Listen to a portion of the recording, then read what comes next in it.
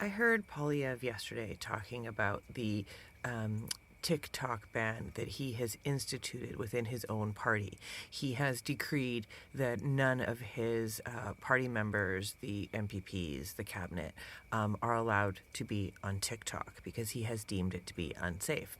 And it really got me thinking a lot about his messaging. And how his messaging is really about freedom and how he wants us all to be free and have the freedom to choose and not be tied down by what he refers to as my leftist woke ideologies. But in saying that he wants freedom for everybody, he doesn't actually make policies for his own party or for any of us that invoke a sense of freedom. If anything, he seems to clamp down very tightly on his party and refuse to let them say or do anything that's contrary to the party line.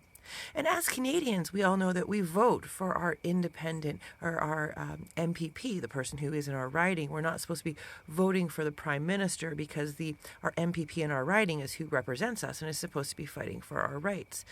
But if it's a Conservative MPP and they're not allowed to speak up about what our concerns are we really free under a Polyev government? I wanted to do a little research on this to find out if it was just my perception. And I found a lot of different stories about how Polyev tells everybody what they can say and what they can't say, has a reward-based system. The more you say his three-word taglines, the more speaking time you get in the House of Commons, the more you get rewarded within the party. And I found a lot of different articles, but I'm just going to go to the tried and true CBC because we pay for it with our tax dollars. So I might as well utilize that research. And I know that they are mass media and that they are definitely biased. But I mean, they all are, and I have to choose one. And all of them pretty much had a story to this effect.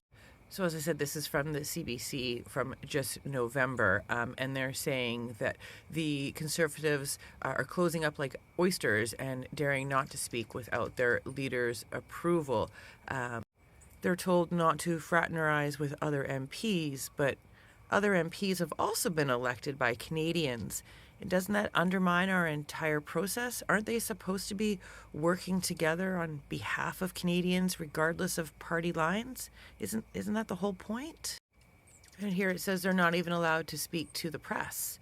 They're shepherded past, and it's a completely one line of communication directly just from Polyev. Nobody else is allowed to speak unless they're repeating the party line. And I really thought that a lot of Conservatives wanted freedom. They wanted to be able to say and do what they wanted to do. And I'm really struggling, and a genuine question is, how can you on one hand say that you want more freedom, less government oversight, you want, all of us woke liberals out of your lives and be able to do what you want to do, but then support a leader who says you can't say anything, you can't do anything, you can't even be on TikTok. Of course, unless we're talking about the abortion ban, and then they can bring up whatever they want. That was a little dig, I'm sorry.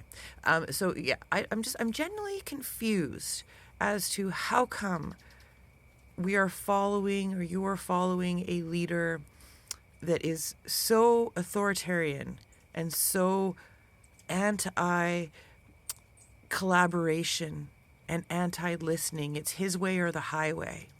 Is that really who you want to be Prime Minister? I don't know. Asking for a friend, I guess.